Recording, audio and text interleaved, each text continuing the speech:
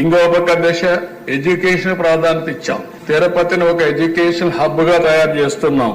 IIT, IISER, అదే మరిగా culinary institute ఒకటి, త్రిబుల్ ఐటి కర్నూలులో పెట్టాం, ఉర్దూ యూనివర్సిటీ కర్నూలులో పెట్టాం.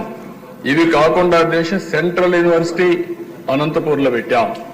రాయలసీమని ఒక ఎడ్యుకేషన్ హబ్ గా తయారు చేయాలని తెలుగుదేశం పార్టీ ముందుకు పోయాం.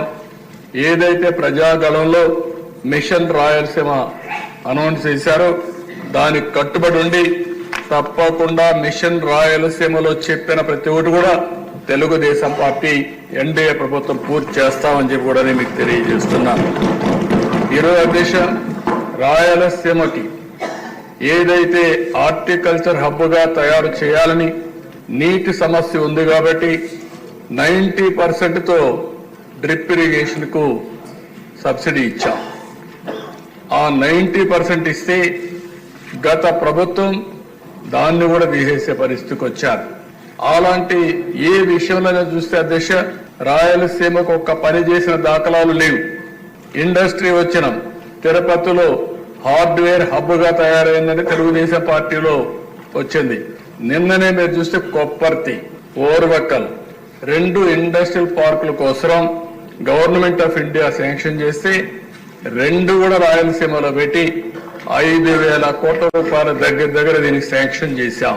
అదే మరి ఓర్వకల్లో డ్రోన్ సిటీగా తయారు చేశాం. మ్యానుఫ్యాక్చరింగ్ కానీ, యూస్ కేసెస్ తయారు చేయడం కానీ, సర్టిఫికేషన్ కానీ కేంద్రంగా తయారు చేశాం. అందుకే కర్నూలు టౌన్ ని ఒక మంచి టౌన్ గా తయారు చేయాలనేది తెలుగుదేశం ప్రభుత్వం యొక్క సంకల్పం. తప్పకుండా చేస్తాం. అందులో ఒక అడుగు ముందుకేస్తూ ఈరోజు హైకోర్టు బెంచ్ ని కర్నూలులో పెట్టడానికి ఈ హౌస్ తీర్మానం చేస్తున్నామని కూడా నేను తీసుకుంటాను.